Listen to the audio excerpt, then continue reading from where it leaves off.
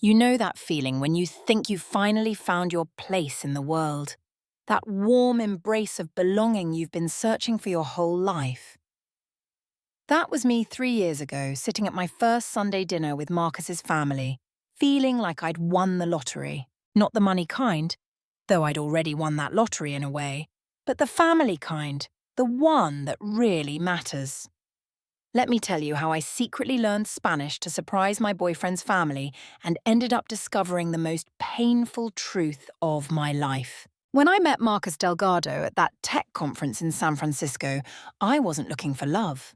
At 24, I'd just inherited my father's software company after his sudden passing, and I was drowning in responsibilities I never asked for. The company was thriving, sure, but I was this young woman trying to command respect in boardrooms full of men who'd known me since I was in pigtails. I was exhausted, lonely, and desperately trying to prove I deserved the position that genetics had handed me. Marcus was different from the tech bros who usually approached me at these events. He had this warmth about him, this way of making you feel like you were the only person in the room when he talked to you. He told me about his big Mexican-American family in Los Angeles, how they gathered every Sunday without fail, how his mother cooked for an army even when it was just immediate family. The way his eyes lit up when he talked about them, it made my chest ache with a longing I'd been ignoring for years. My own family was what therapists politely call complicated. My mother had remarried when I was 12 and moved to London with her new husband, sending dutiful birthday cards and Christmas gifts that her assistant clearly picked out. My older brother James was a surgeon in Boston who only called when he needed a loan for his latest investment scheme. My younger sister Sophie was finding herself in Bali or Thailand or wherever trust fund kids went to post Instagram photos these days. When Dad died, they all flew in for the funeral, stayed exactly long enough to hear the will, and scattered back to their lives within 48 hours of the burial. So when Marcus invited me to Sunday dinner with his family after we'd been dating for just 3 months, I was terrified and thrilled in equal measure. The drive to his parents' house in Pasadena felt like driving toward a life I'd only seen in movies. A real house with a real garden where real families had real dinners together. Not the cold dining room of my childhood where we sat in silence while the housekeeper served courses we barely touched. The moment I walked through that door, it was like being wrapped in the world's warmest blanket. His mother, Eleanor, immediately pulled me into a hug that smelled like vanilla and cinnamon, holding my face between her soft hands and studying me with dark eyes that sparkled with approval. "Ay, que bonita," she said, and even though I didn't understand Spanish then, I knew from her tone that it was something kind. His sisters, Rosa and Carmen, immediately absorbed me into their conversation about some drama at Rosa's workplace, asking my opinion like I'd been part of these discussions forever. His father, Roberto, was quieter, but no less welcoming, pressing a glass of wine into my hand and telling me in accented English that I looked too skinny. Did I eat enough? His brothers, Diego and Carlos, treated me like I'd always been there, teasing me gently about being a tech CEO, calling me La Jefa with grins that held no malice. The cousins, aunts, uncles, they all folded me into their chaos like I belonged there. That first dinner was overwhelming in the best way. The table groaned under platters of food I'd never seen before. Dishes Elena explained with patient pride. Mole that had been cooking since dawn. Tamales she'd prepared with her sisters the day before. Fresh tortillas that puffed like little balloons on the comal. They switched between English and Spanish seamlessly, always making sure to translate the important parts for me, touching my arm apologetically when they forgot, and lapsed entirely into their native tongue. I left that night feeling drunk on more than just Roberto's generous wine pours. I'd had a glimpse of what family could be, should be, and I wanted it with a desperation that scared me. Marcus held my hand during the drive back to my apartment in Palo Alto, and I remember thinking I would do anything to keep this feeling, to be part of something so beautiful and whole. The Sunday dinners became my anchor.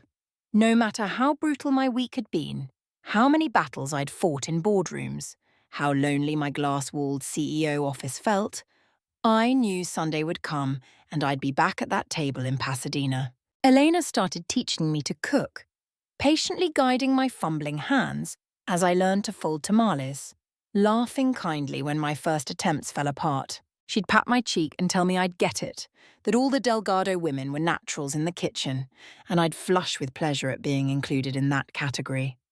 I started bringing contributions to dinner.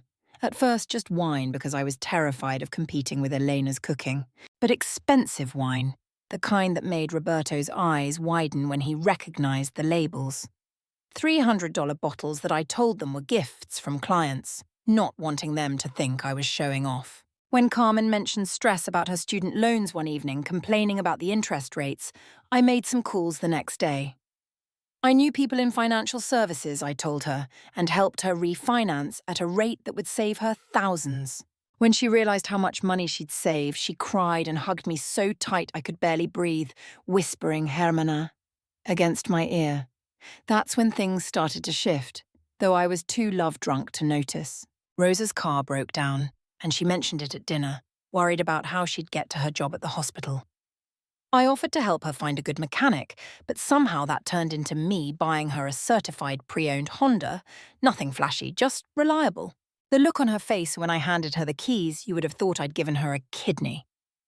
Elena's refrigerator started making concerning noises, and I noticed her frantically trying to save the food during one visit. The next week, a new Sub-Zero was delivered, top of the line, because why not get something that would last? The dishwasher went out a month later, and I replaced that too, then the washer and dryer. Each time, the family's gratitude was overwhelming, lots of tears and prayers and blessings on my generosity. Marcus worked in marketing, but his resume was thin, mostly freelance work and short-term contracts.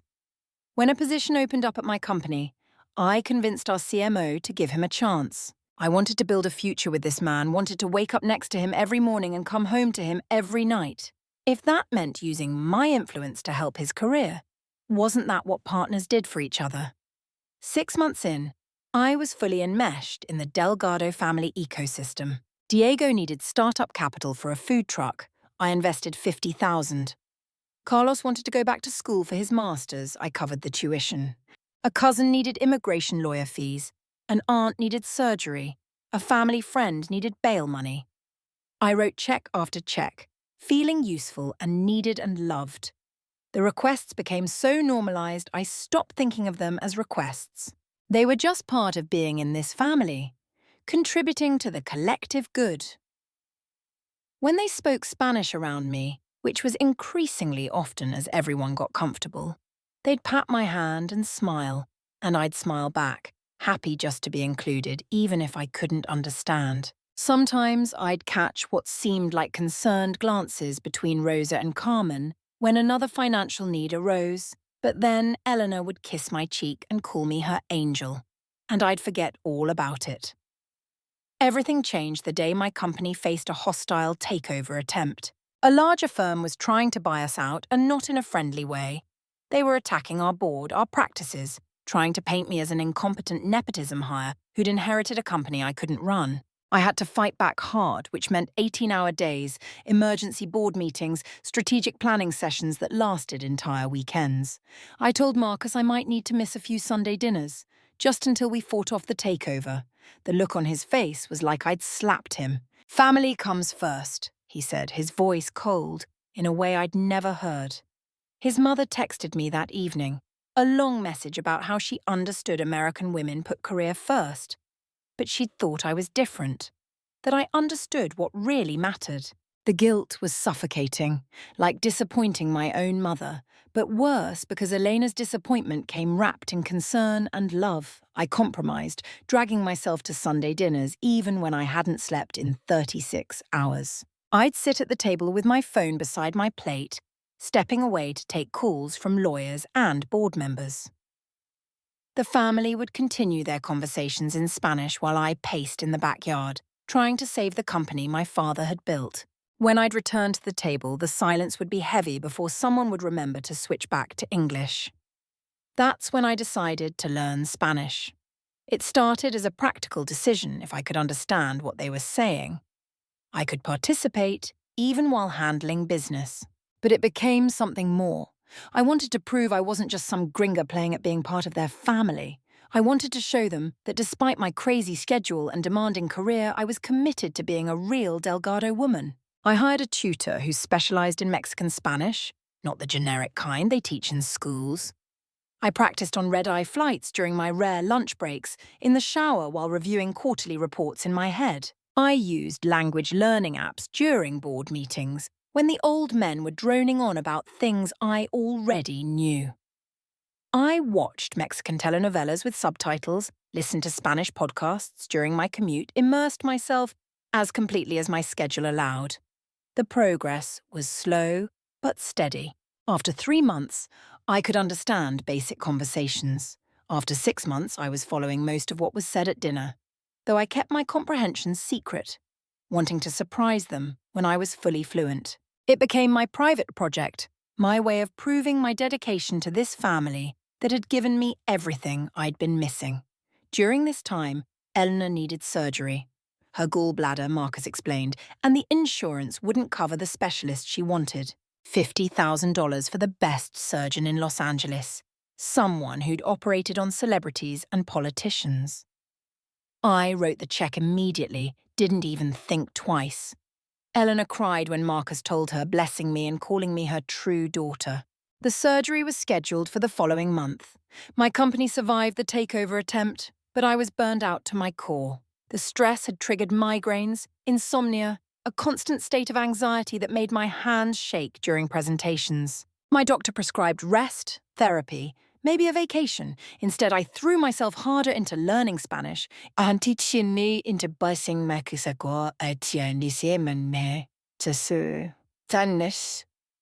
The perfect addition to the Delgado family, into proving I was worthy of their love. Marcus had essentially moved into my Palo Alto penthouse, though he kept his apartment in LA for appearances. He'd started making noises about marriage, dropping hints about ring shopping, talking about our future children who would grow up bilingual and bicultural. The thought filled me with such joy I could barely contain it. Children who would have cousins and aunts and uncles who would grow up at that dinner table in Pasadena, who would never know the lonely holidays of my childhood. His family's business ventures expanded with my investments. The food truck became a fleet. Rosa opened a boutique selling imported Mexican crafts. Carmen started a consulting firm. Carlos launched a tech startup. Everything funded by their generous benefactor, their American angel who never said no. The Sunday dinner conversations increasingly revolved around new opportunities, new needs, always followed by meaningful glances in my direction. I noticed Marcus had expensive taste for someone on a marketing manager's salary. Designer clothes appeared in our closet. His car was suddenly upgraded to a Tesla. Dinners out were always at the priciest restaurants, charged to the company card for business development. When I questioned it gently, he'd get defensive, reminding me that he was building our future too, that his success was our success. I let it go, not wanting to seem petty about money when I had so much. The turning point came when I finally achieved conversational fluency in Spanish. My tutor said my accent would always mark me as non-native, but my comprehension and vocabulary were excellent. I planned to reveal my secret at Christmas dinner, imagining their delight and surprise. I'd been practicing a speech about how much the family meant to me, how learning their language was my way of showing my commitment to being a true Delgado. 2 weeks before Christmas, I closed the biggest acquisition of my career. We bought out a competitor for $200 million, positioning my company as a major player in our sector. The stress of the past 18 months had been worth it. I was 27 years old and had just proven every doubter wrong. The board voted to double my compensation. The financial press was calling me the wonder kid of Silicon Valley. I raced to Pasadena that Sunday, eager to share my triumph with the family that had sustained me through it all. I arrived late, the final negotiations having run over. They were already deep in conversation when I walked in, speaking rapid Spanish that I now understood perfectly. I was about to announce myself when I heard my name and froze in the hallway. "How much longer do we have to put up with this?" Carmen was saying. "I'm tired of pretending to care about her boring work stories." "Just until the wedding," Eleanor replied. "Once Marcus marries her, we'll have access to everything. California is a community property state. He gets half of whatever she earns during the marriage. My blood turned to ice water in my veins. I stood perfectly still, not even breathing, as my world tilted off its axis. The stupid girl just handed me $50,000, Eleanor continued, laughing. There was never any surgery. I used it to pay off the house. She's so pathetic, Rosa added. So desperate for a family she'll believe anything. Remember when she bought me that car? I sold it and kept the cash. Been taking Uber and pocketing the difference. Americans are all the same. Roberto's voice, usually so warm, was cold and dismissive. They think money can buy them everything, even a family. She parades around here like Lady Bountiful, thinking we're impressed. We're not impressed, we're smart. We're taking what's owed to us. Is Daniela okay with waiting? Diego asked. She knows the plan. Daniela understands, Marcus said, and my knees nearly buckled. We've been together since high school. This is just temporary. Once I get my share of the company in the divorce, we'll have enough to live like kings. Daniela can quit her job. We can start our real family. The prenup? Carlos prompted. She's too in love to ask for one, Marcus laughed, the sound like broken glass in my ears. I'll propose on New Year's Eve. Big romantic gesture. She'll be so emotional she won't think about protecting her assets. Spring wedding, pregnant by summer, divorced by next winter. 2-3 years max, and we're set for life. I stood in that hallway for 10 more minutes, listening to them plan the destruction of my life with the casual efficiency of people planning a grocery list. They discussed which family members would get jobs at my company, how to maximize their take before the divorce, whether they could convince me to adopt Marcus's future children with Daniela so they'd have inheritance rights. When they finally switched to English and called for me, wondering where I was, I plastered on a smile and walked into the dining room. Elena grabbed my face and kissed my cheeks, her hands that had once felt like love, now feeling like shackles. They asked about the acquisition, and I heard the calculation behind every question. How much was I worth now? How much could they extract?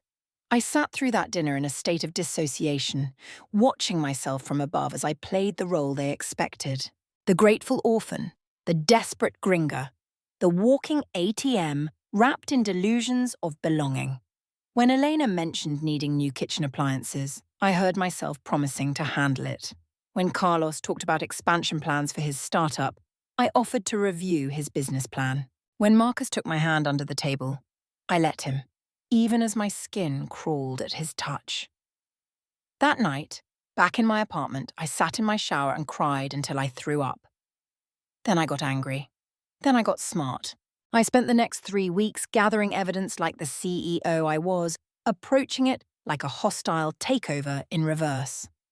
I hired a private investigator to look into Daniela. She and Marcus weren't just high school sweethearts. They were engaged. She wore a ring he'd bought with money embezzled from my company. They had a wedding venue booked for next fall, after our theoretical divorce would be finalized. The investigator got photos of them together, kissing outside her apartment, shopping for furniture for their future home. I had my CFO quietly audit every expense Marcus had charged to the company.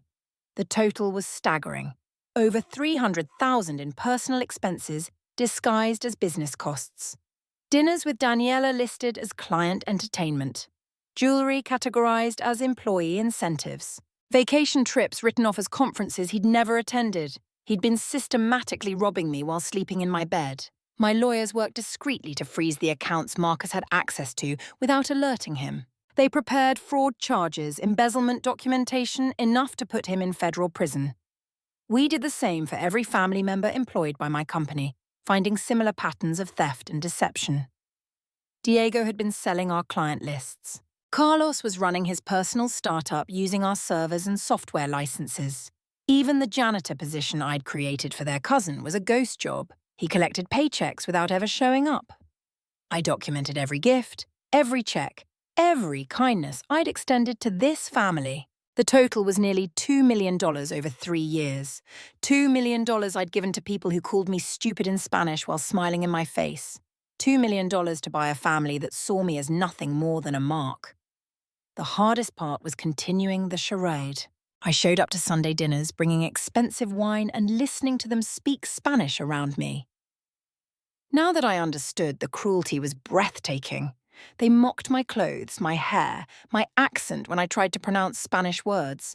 They laughed about my desperate need for approval, how easy it was to manipulate me. They called me la vaca, the cow. To be milked for money, la tonta, the fool who thought she could buy her way into a real family. Elena would still grab my face and kiss my cheeks, calling me mi amor while discussing in Spanish how much longer Marcus had to keep sleeping with that pathetic woman. I'd smile and hug her back, fighting the urge to throw up on her shoes. Rosa would complain about needing money for her boutique, and I'd promise to help while she told Carmen in Spanish that I was so fucking gullible, it was almost sad. Roberto would pat my shoulder and pile food on my plate while telling his sons I ate like a pig.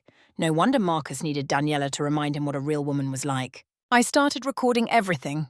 California is a two-party consent state for recordings, but I wasn't planning to use them in court. I just wanted to have proof for myself later, when the gaslighting started, when they tried to convince me I'd misunderstood or overreacted. My phone was always recording at those dinners, capturing hours of their contempt and calculation in their own voices. Christmas approached, and I threw myself into planning the perfect surprise. I told the family I wanted to give them something special, a luxury vacation to show my appreciation for everything they'd done for me. Their eyes lit up with greed, already calculating the value. I showed them pictures of the exclusive resort in Cabo San Lucas, private villas on the beach, all expenses paid for the entire extended family, 25 people, a week of 5-star luxury. They were ecstatic, already planning their wardrobe and activities. Elena blessed me repeatedly, telling everyone I was the best thing that ever happened to their family.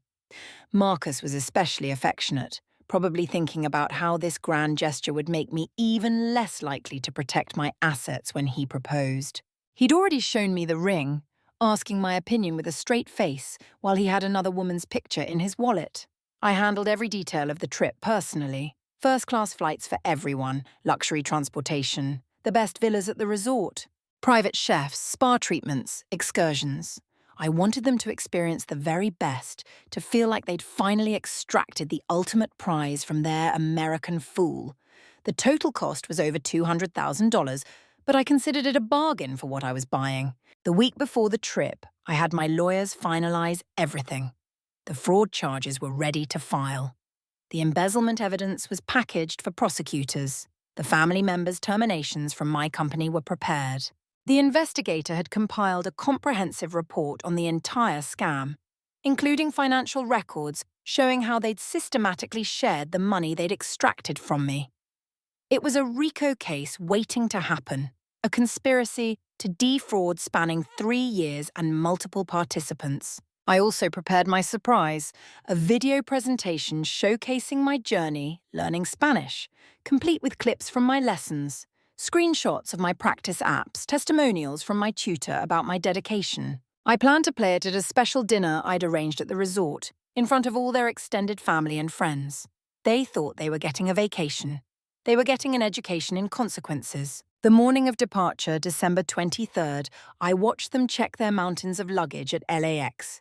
They were giddy with anticipation, taking selfies and posting about their generous American angel. Marcus kept his arm around me possessively, playing the devoted boyfriend while texting Daniela from his other hand. I saw her name on his screen, saw the heart emojis, saw him tell her it was almost over. The flight to Cabo was smooth. I'd bought out the entire first-class cabin so the family could celebrate together. They toasted with champagne, speaking exclusively in Spanish now, not even pretending to include me. They discussed their plans for the money they'd extract after the wedding, how they'd divide the settlement, which investments they'd make. Carmen wanted to open a chain of boutiques. Rosa planned to buy rental properties. Diego would expand the food truck empire, all funded by my inevitable divorce settlement. "She's even dumber than we thought," Eleanor told her sister. "Spending this kind of money on us. She must be worth hundreds of millions." "Marcus deserves a bonus for putting up with her," Roberto added. "Having to pretend to love that cold fish. At least after the wedding he can get her pregnant quickly and be done with it." "Daniela is a saint for waiting," Rosa chimed in. "But it'll be worth it when they're living in that mansion in Malibu." I sipped my champagne and smiled when they glanced my way, the perfect picture of ignorant bliss. Inside, I was counting down the hours until my reveal. The resort was even more spectacular than the photos. Private beach, infinity pools, every luxury imaginable. The family practically vibrated with excitement as they were shown to their villas. I'd made sure to get the best one for Eleanor and Roberto, with a private pool and ocean views.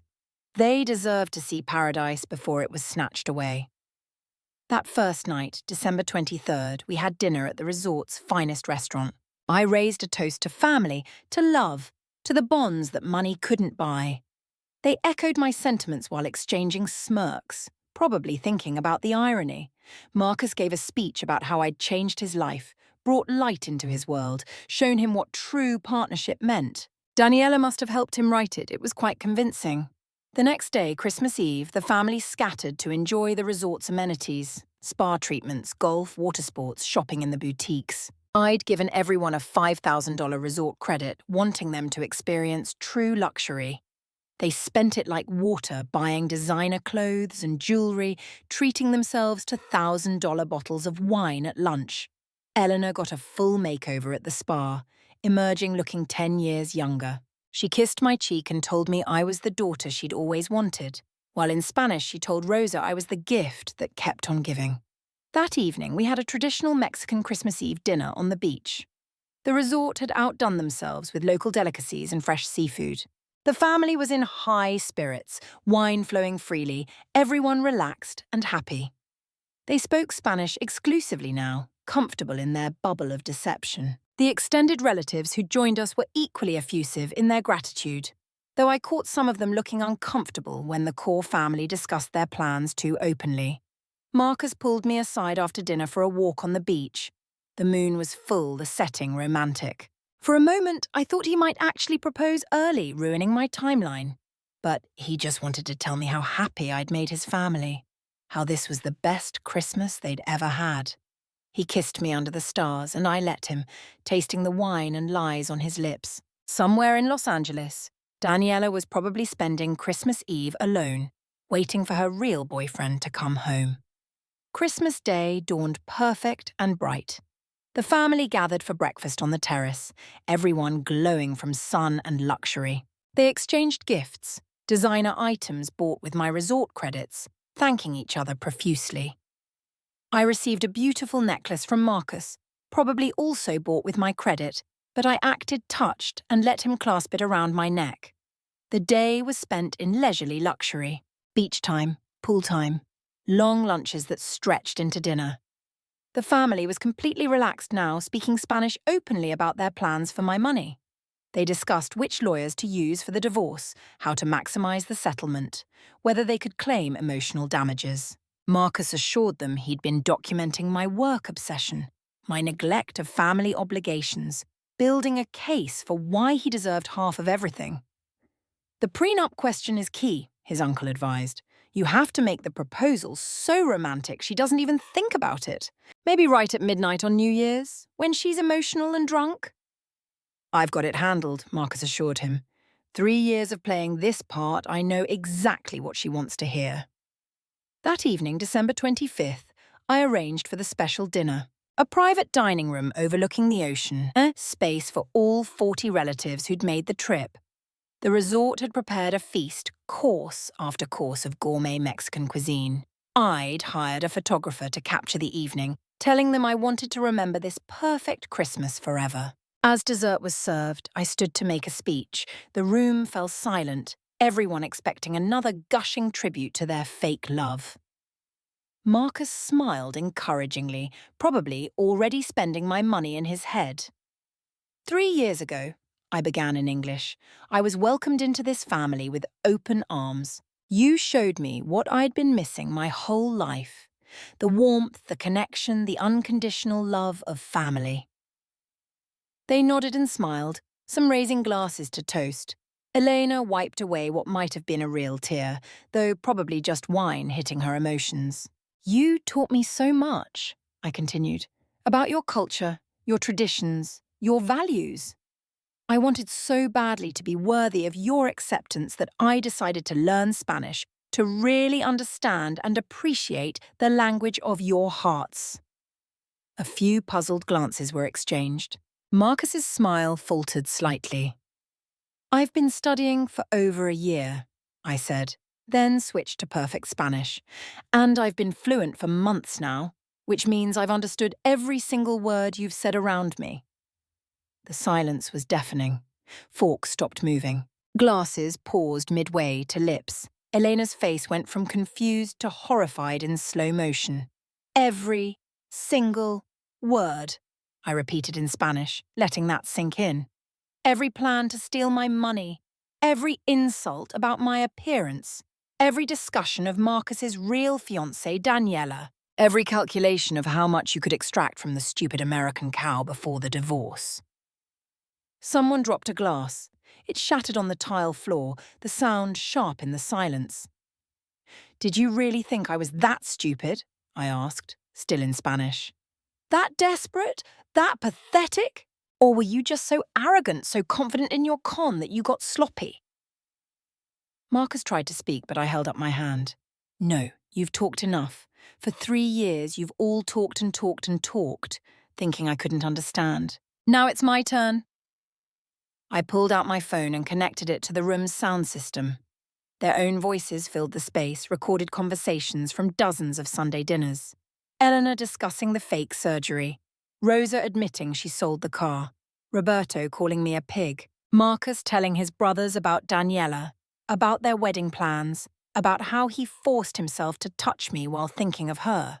The extended relatives who weren't in on the scam looked horrified. Some tried to leave, but I'd asked resort security to keep the doors closed until I was finished. They deserved to know exactly who they were related to.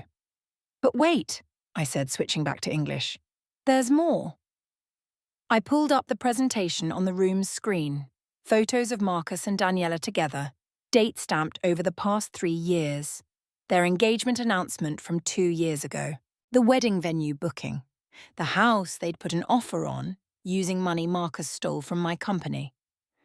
Every expense report you filed, I told Marcus. Every client dinner that was really a date with her, every business trip that was really a romantic getaway, it's all documented. The FBI has a copy of everything. His face had gone grey, sweat beading on his forehead despite the air conditioning. And you? I turned to the rest of the family. Every fake emergency, every sob story, every manipulative plea for money. I have receipts for all of it. $2 million you've stolen through lies and deception. Did you think I wouldn't keep records? I'm a CEO, not an idiot. You can't prove anything, Roberto said weakly. Gifts aren't illegal. Gifts obtained through fraud are, I corrected, and that's what this was. A 3-year conspiracy to defraud. My lawyers tell me it's actually a RICO case. Organized crime. The sentences are quite severe. I let them absorb that while I pulled up the final part of my presentation. Now, you might be wondering why I brought you all here, why I spent so much money on this vacation. Consider it a parting gift. You wanted luxury? You got it. Enjoy these few days because they're the last taste of the high life you'll have for a while. What do you mean? Carmen asked, her voice shaking. Check your phones, I suggested. The ones I pay for, by the way. You'll find some interesting messages. They scrambled for their devices. One by one, their faces fell as they read the emails from my lawyers. The notifications of frozen accounts, the termination letters from my company, the notices that they were under investigation for fraud. Marcus, I said, turning to my supposed boyfriend. Your company access was revoked this morning. Your accounts are frozen pending investigation.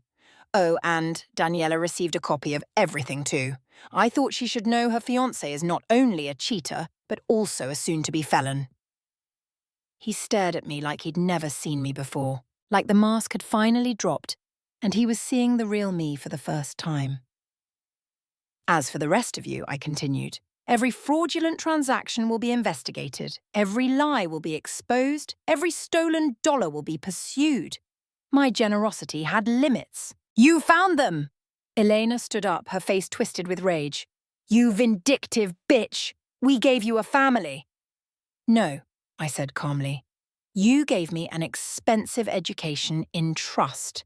You taught me that some people will see kindness as weakness, generosity as stupidity, love as an opportunity to exploit. You taught me to be more careful with my heart and my wallet.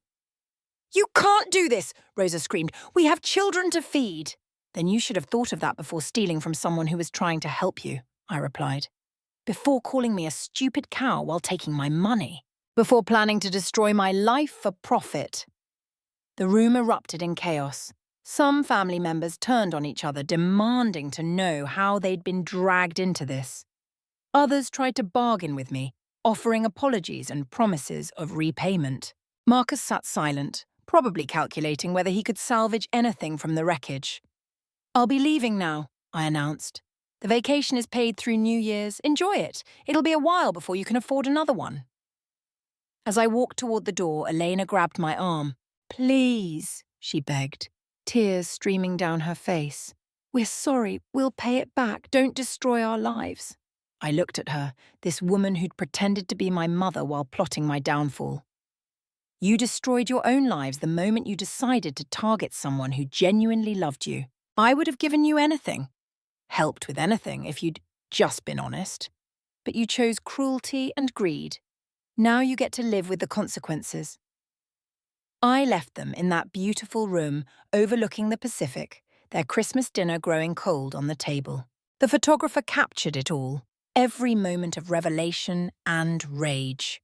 I had him send me the files before I revoked his access, too. The flight back to Los Angeles the next morning was peaceful. First class was nearly empty, just me and a couple heading home from their honeymoon. I spent the flight looking out the window, feeling lighter than I had in years. The money was gone, but money I had plenty of. What I'd gained was worth more. The knowledge that I was stronger than they'd thought, smarter than they'd believed, and better off without them. My phone buzzed with messages throughout the flight. Marcus, his family, their lawyers, all trying to reach me. I blocked each number methodically, erasing them from my life digit by digit. By the time we landed, my phone was quiet, filled only with supportive messages from my real friends, the ones who'd watched me pour myself into this toxic family and tried to warn me. Back in my Palo Alto penthouse, I poured myself a glass of wine, the good stuff I'd stopped buying because Roberto preferred quantity over quality. I stood on my balcony watching the sunset over the bay and thought about the future. There would be legal battles ahead, probably ugly ones.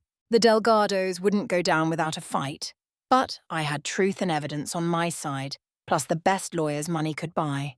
More importantly, I had myself back. The woman who'd built a company, who'd survived her father's death and her mother's abandonment, who'd created her own success without needing anyone's approval. She'd gotten lost for a while, buried under the desperate need to belong, but she was back now, harder and wiser. My phone rang, a number I didn't recognize. Against my better judgment, I answered. You ruined us. Marcus's voice was hollow, defeated. My whole family. You destroyed everything. No, I corrected him one last time. You ruined yourselves.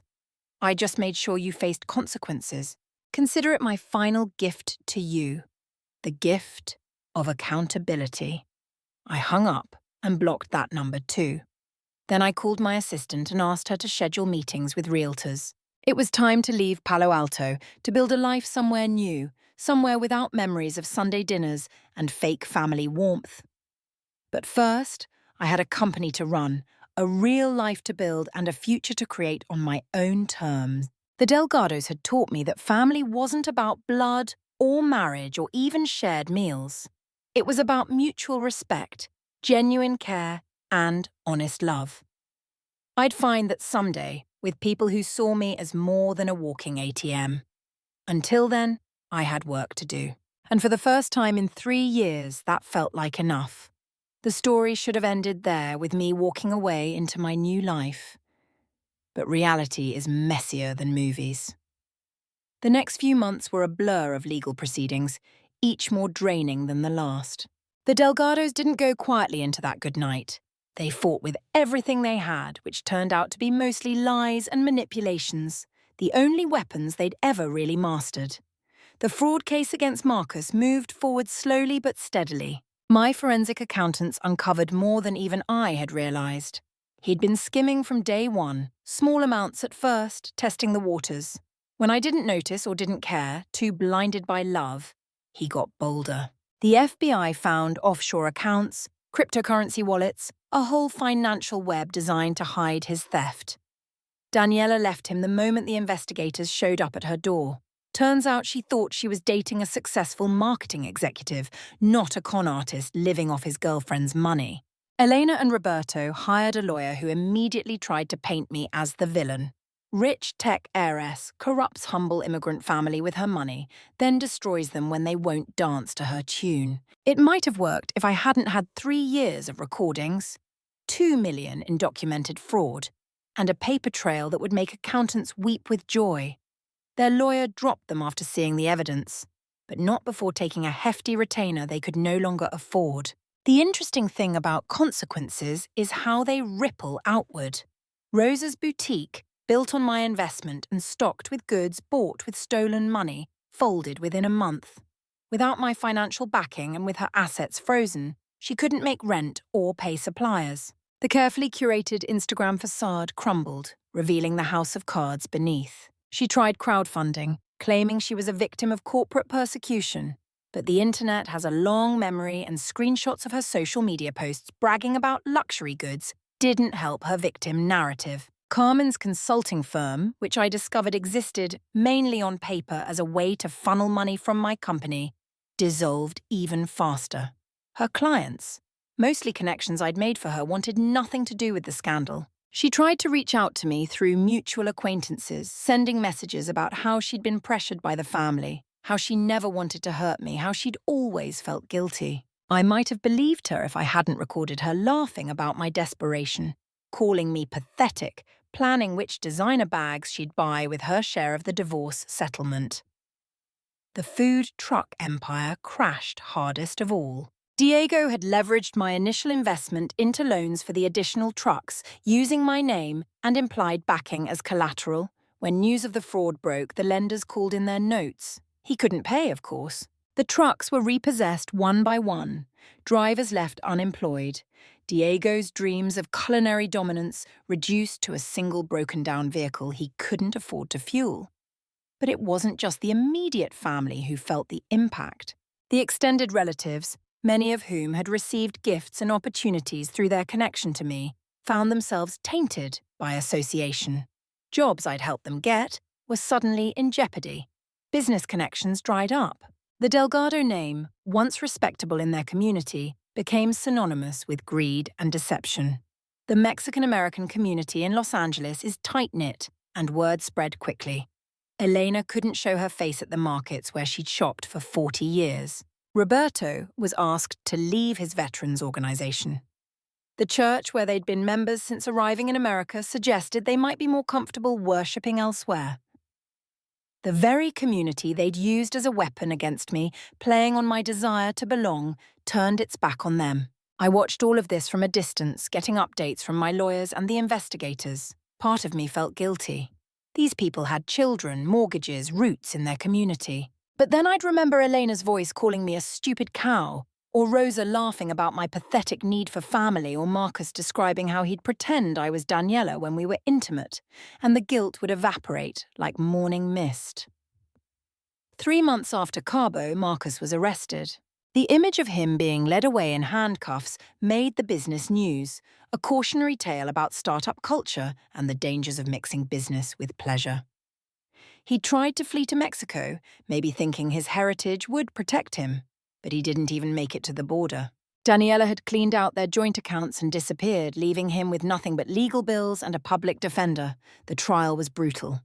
Marcus's lawyer tried every trick, painting me as a scorned woman seeking revenge, a rich bitch who couldn't handle rejection. But the evidence was overwhelming.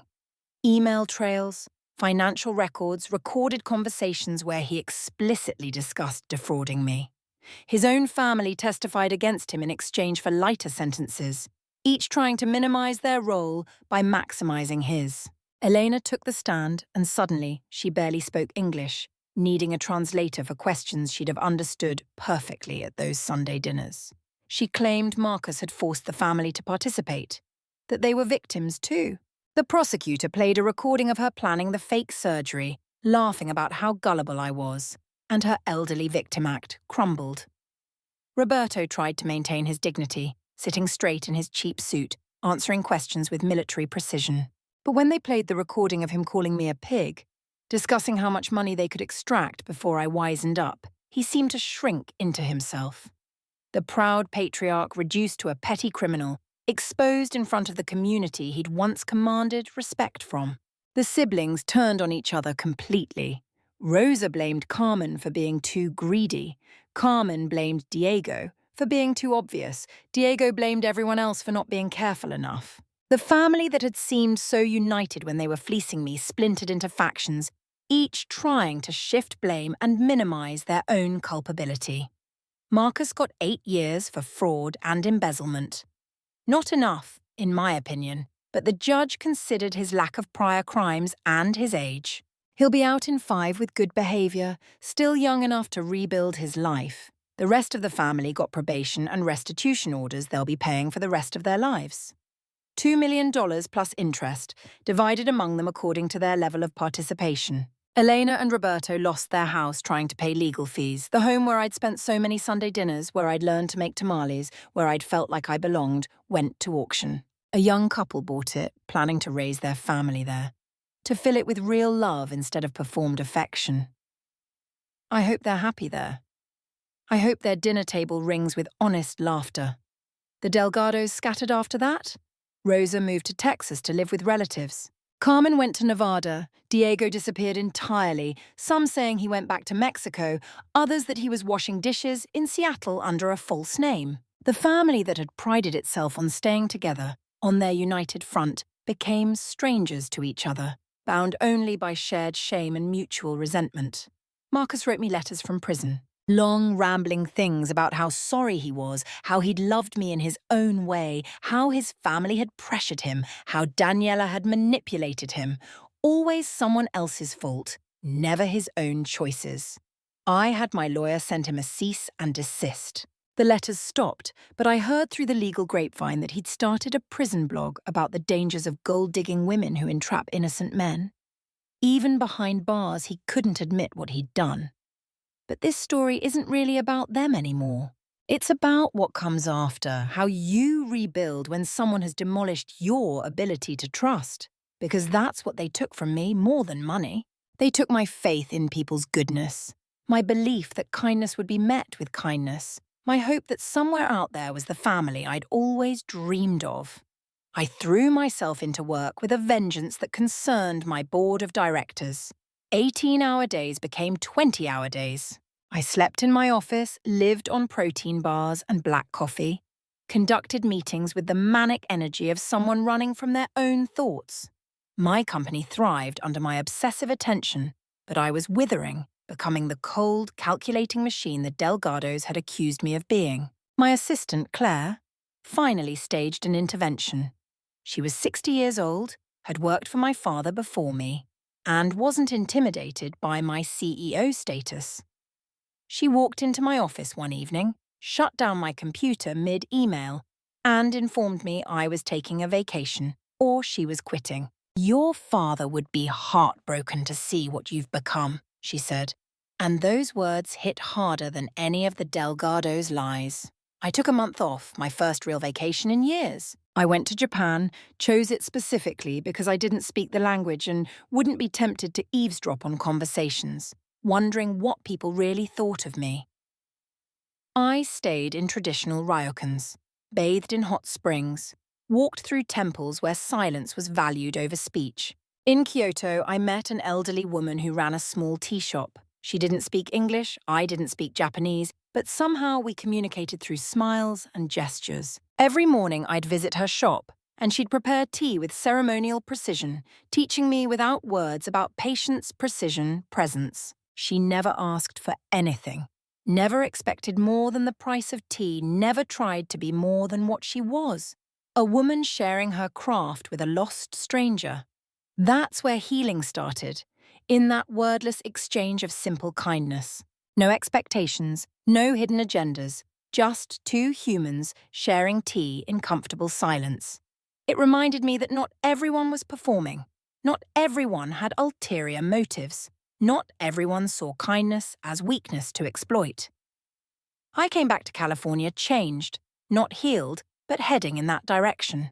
I started therapy, found a therapist who specialized in betrayal trauma and financial abuse.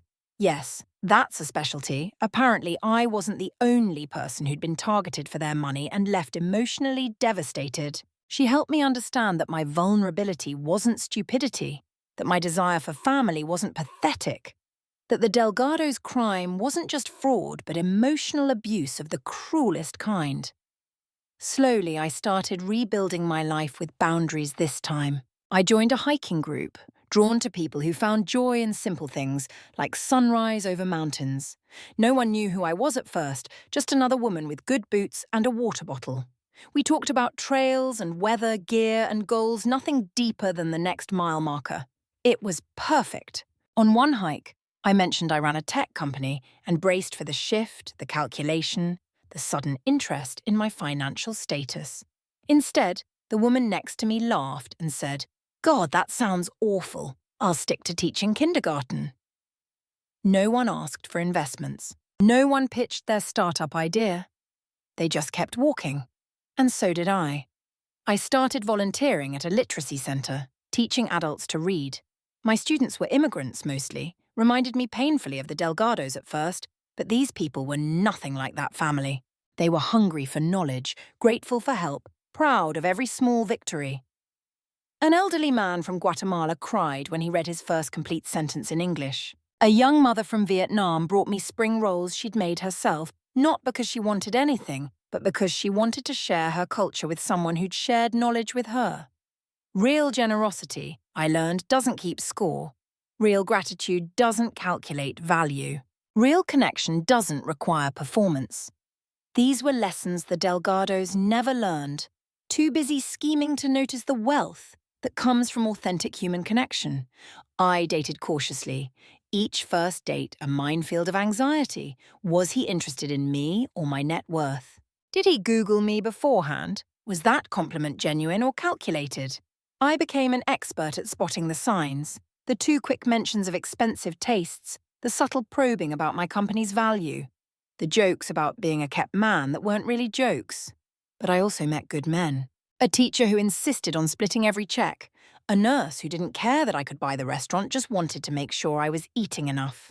A fellow CEO who understood the loneliness of leadership and never once suggested a merger, business or personal. None of them worked out, but not because they were after my money. Sometimes people just don't fit, and that's okay. That's normal. That's human. The hardest part was relearning how to be generous without being foolish. My therapist worked with me on this, helping me understand the difference between healthy giving and compulsive people-pleasing. I started donating to charities instead of individuals, letting professionals vet the need and distribute the resources. It felt safer, but also sadder, more distant from the direct human connection I'd craved. Then I met the Nguyen's. They ran the Vietnamese restaurant near my office where I'd started getting lunch. A real family business. Parents cooking, adult children serving, grandchildren doing homework in the back booth. At first, I was wary, seeing echoes of the Delgados in their easy, familial affection. But months of observation showed no performance, no calculation, just a family working together to build something. The grandmother, who spoke little English, started adding extra spring rolls to my order, patting my hand when I tried to pay for them. The daughter, Amy, noticed I always worked through lunch and started packaging my food so it would stay warm longer. Small kindnesses with no expectation of return. When their refrigerator broke, I overheard them discussing whether they could afford repairs or needed to close for a few days. The old me would have immediately offered to buy them a new one. The new me struggled, my therapist's voice in my head about boundaries and healthy helping. I compromised by leaving a larger-than-usual tip and mentioning I knew a good repair service that offered payment plans. They fixed it themselves, the son learning from YouTube videos, the family pulling together to solve their own problem. I realized that's what real families do. They don't wait for someone to save them. They save themselves and each other. The Delgados had never learned that lesson, too focused on what they could take to realize what they'd failed to build. A year after Cabo, I got a call from an unknown number. Against my better judgment, I answered. It was Marcus's mother, but not Eleanor.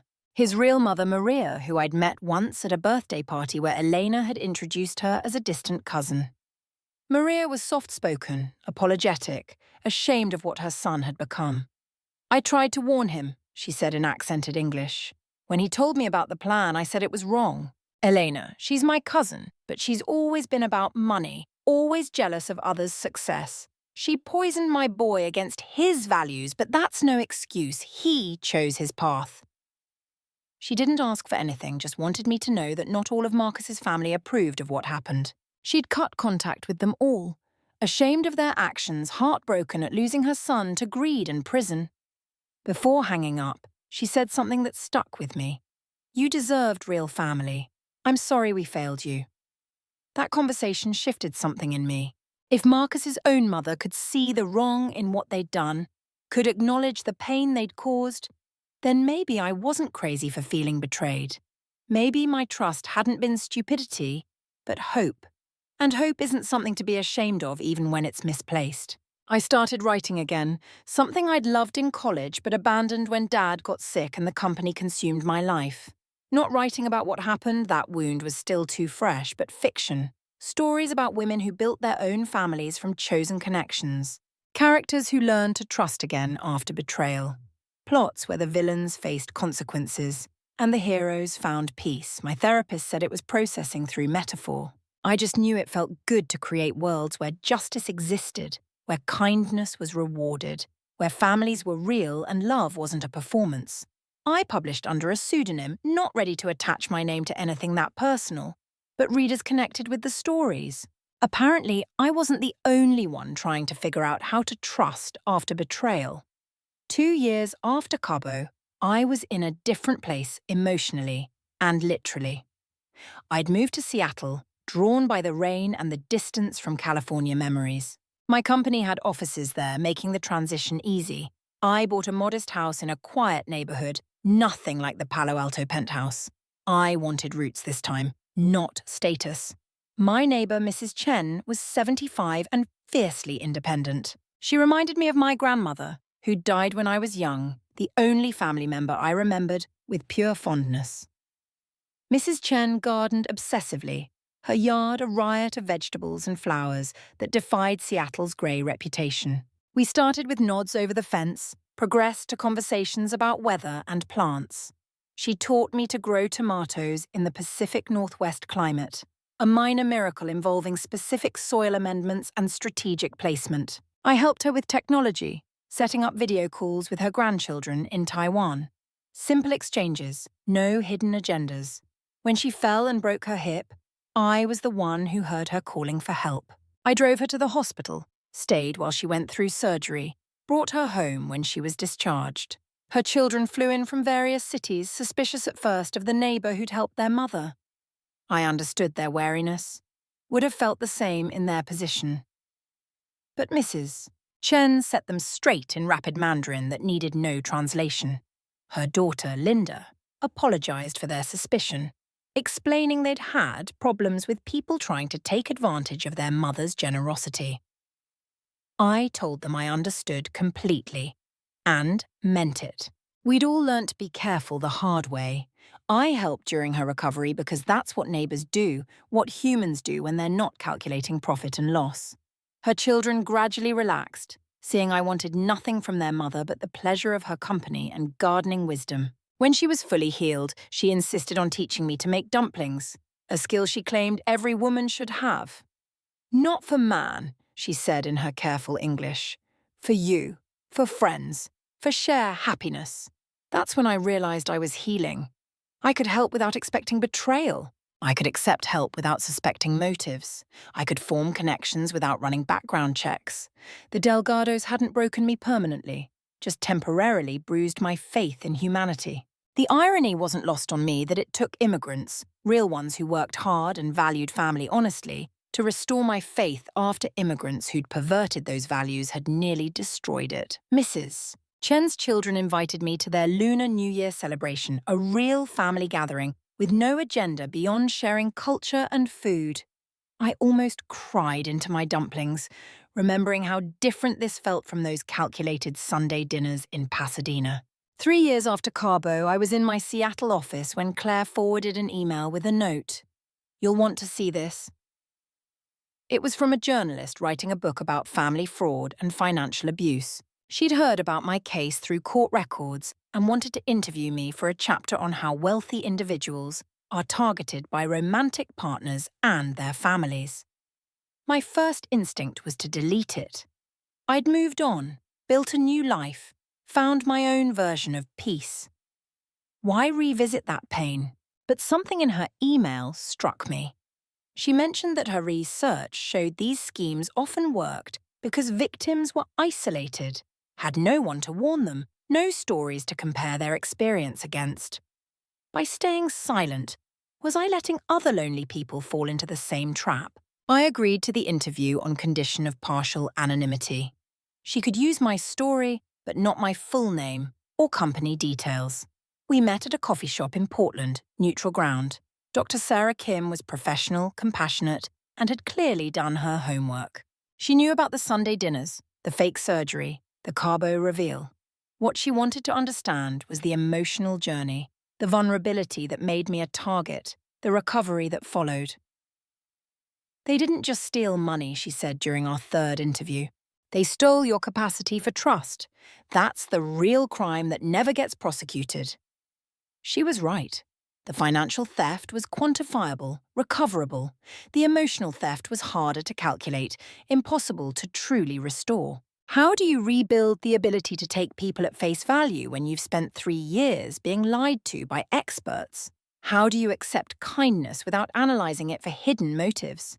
How do you say "I love you" when those words were weapons used against you? Her book came out a year later, The Family Trap: When Love Becomes a Long Con. My chapter was one of 12, each detailing a different person's experience with family-based financial fraud. The patterns were horrifyingly similar.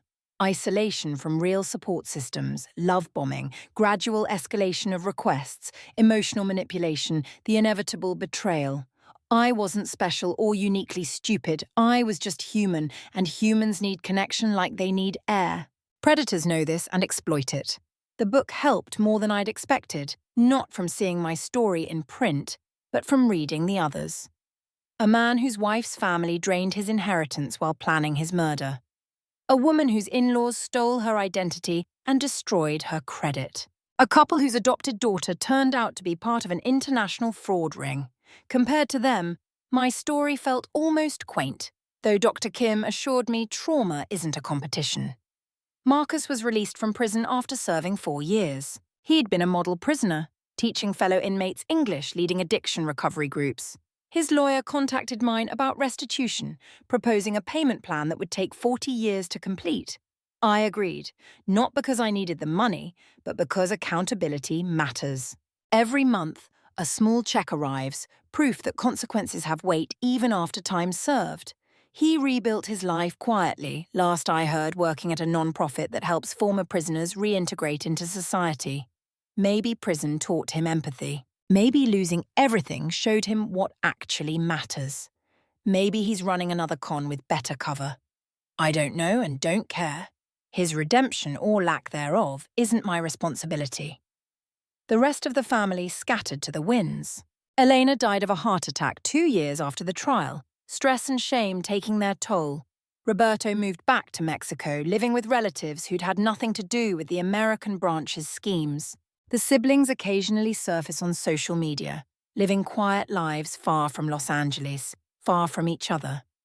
The family that claimed togetherness as their highest value couldn't stand to be in the same room once the money dried up. Sometimes I Google them, a weakness I'm not proud of. Rosa works at a department store in Houston. Carmen teaches ESL in Las Vegas. Diego apparently did make it to Seattle, but works construction, not in restaurants. They're living the lives they might have had anyway if they'd never met me, never tasted wealth they hadn't earned, never learned to see kindness as opportunity. There's a lesson in that somewhere about the futility of shortcuts, but I'm not philosopher enough to articulate it. 5 years after Cabo, I met James, not at a conference or through carefully vetted dating apps, but at the dog park, where I'd started bringing my rescue mutt, an anxious creature who trusted no one but me. James's golden retriever was the opposite, convinced everyone existed to provide belly rubs. Our dogs introduced us, like a rom-com cliché I would have scripted differently. James was a pediatric surgeon at Children's Hospital, dealt with actually important life and death issues instead of software updates and market valuations. He knew who I was, hard not to in Seattle's tech scene, but was more interested in why my dog wouldn't play with others. We spent weeks parallel walking our dogs, teaching mine to trust, teaching me the same lesson. He never asked about my company, never hinted at needing investment, never mentioned his student loans until I asked directly.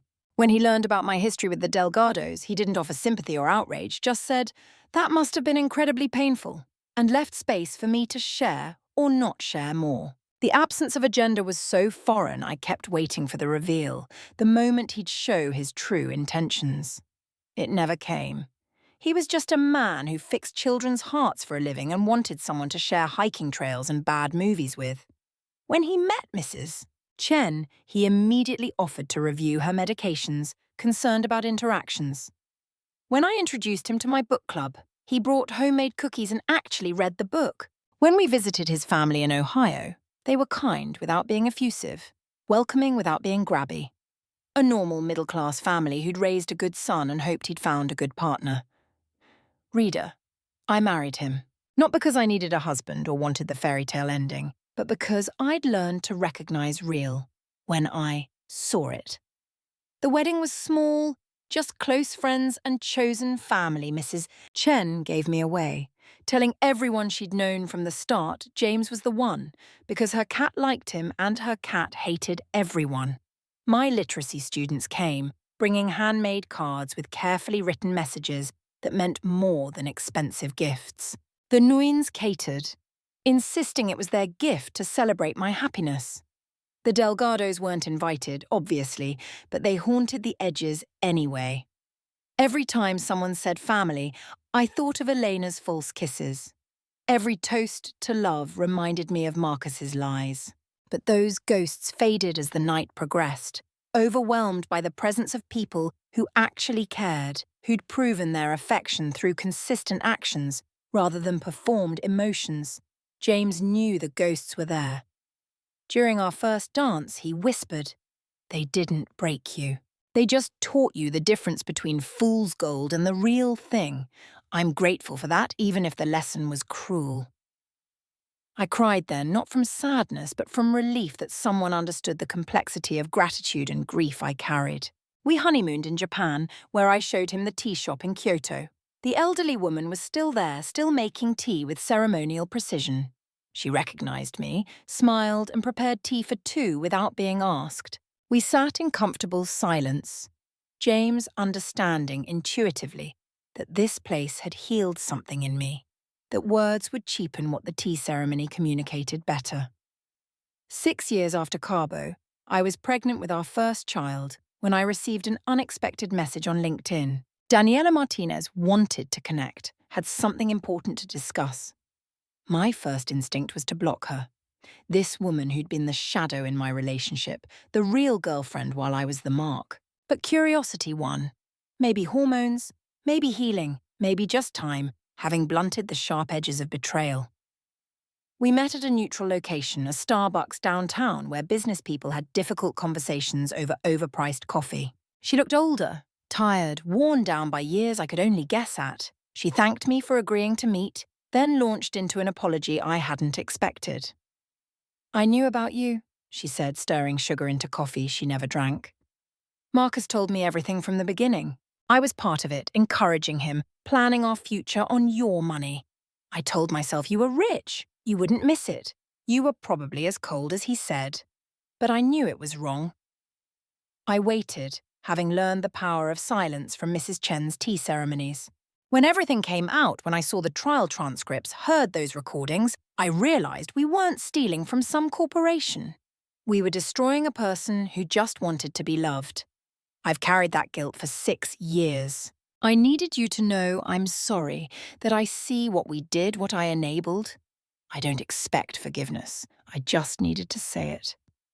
She slid an envelope across the table. It's not much, what I could save, but it's something toward what we took from you. Inside was a cashier's check for $50,000. Not a fortune, but not nothing. More than the money was the acknowledgement, the ownership of harm done. She left without asking for absolution, which somehow made me want to give it. I donated the money to a fund supporting fraud victims, turning tainted money into something useful. Daniela's apology didn't erase the past, but it added a layer of humanity to people I'd reduced to villains in my memory. My daughter was born on a Sunday, which felt cosmically appropriate. As I held her tiny and perfect and dependent, I thought about the families we're born into versus the families we create. She would know her biological grandparents, my mother who'd finally shown interest when a grandchild appeared, James's parents who drove from Ohio the moment we called, but she'd also know Mrs. Chen, who was already knitting impossibly small sweaters, the Nguyen's, who brought soup to the hospital, my book club, who created a library of children's books, my hiking group who gave her her first tiny boots. This chosen family, built slowly on genuine connection rather than performed emotion, would teach her that love is action, not words, that generosity flows both ways, that trust is earned through consistency, not grand gestures. That family isn't about blood or law, but about showing up, staying present, being real, even when real is messy and hard and uncomfortable. The Delgados gave me scars that ache when the weather changes, phantom pains where trust used to live unconsciously. But they also gave me gifts they never intended, the ability to recognize authenticity, the strength to establish boundaries, the wisdom to know that not all families are created equal. Some are born, some are made, some are discovered in unexpected places. The trick is knowing which ones deserve your whole heart and which ones deserve only your departure. 7 years after Cabo, I published a memoir about the experience. Not for revenge or profit, but because stories need telling, especially the ones that shame us. The book tour was terrifying, standing in front of rooms full of strangers, admitting I'd been fooled so completely. But after every reading, people approached with their own stories. Parents estranged from children who only called when they needed money. Siblings who'd stolen inheritances. Spouses who'd lived double lives. Friends who'd exploited generosity until the well ran dry. We weren't victims, I realized, but survivors of a particular kind of betrayal that cuts deeper than stranger danger. When family fails you, it shakes the foundation of everything you thought you knew about love and belonging. But it also creates space for something new, something chosen, something earned, rather than assumed. The last time I saw any of the Delgados was at a conference in Los Angeles. Carmen was there, working registration, our eyes meeting across the crowded lobby. She looked like she wanted to approach, maybe apologize, maybe explain, maybe ask for something. I turned away, not from anger, but from boundaries finally firm enough to hold. Some bridges aren't meant to be rebuilt. Some families aren't meant to be reconciled. Some stories end with separation, and that's the happiest ending possible. But this story, my story, doesn't end there. It continues every Sunday when my chosen family gathers for dinner in Seattle. My daughter plays with Mrs. Chen's great-grandchildren while James and I cook fusion dishes that would horrify traditionalists. The Nguyen kids help set the table while their parents share gossip from the restaurant. My book club argues about this month's selection while hiking friends plan next weekend's trail. English and Vietnamese and Mandarin mix in comfortable chaos. No one switching languages to hide anything, just following the natural flow of multilingual conversation. These dinners aren't performed. They're not transactions disguised as togetherness. They're just people who've chosen to share their lives, their struggles, their joys, their ordinary Sunday afternoons. No one needs saving, no one's keeping score, no one's planning to profit from proximity. It's family as it should be. Freely given, freely received, freely celebrated. Sometimes, when I'm loading the dishwasher after everyone's gone home, I think about those other Sunday dinners in Pasadena, not with longing or anger, but with something like gratitude. They taught me what family isn't, which helped me recognize what family is. They showed me the difference between performance and presence, between extraction and exchange, between the family you're sold and the family you build. My daughter will grow up knowing both stories. The cautionary tale of trusting too quickly and the redemptive arc of learning to trust again. She'll know that some people will see her achievements as opportunities to exploit, but more people will celebrate them genuinely. She'll learn to tell the difference not through painful experience, but through the wisdom of wounds healed into stories shared. That's the final gift the Delgados gave me, a story worth telling. Not because it's unique or dramatic, but because it's common. This tale of seeking belonging and finding betrayal. Every family has its secrets, its users, its disappointments. The lucky ones also have their misses. Chance, their nguyen's, their tea shop moments where wordless kindness teaches what all the Sunday dinners in the world cannot. That real love doesn't calculate, real family doesn't perform, and real belonging can't be bought or sold or stolen. It can only be given freely and received gratefully, one ordinary Sunday at a time.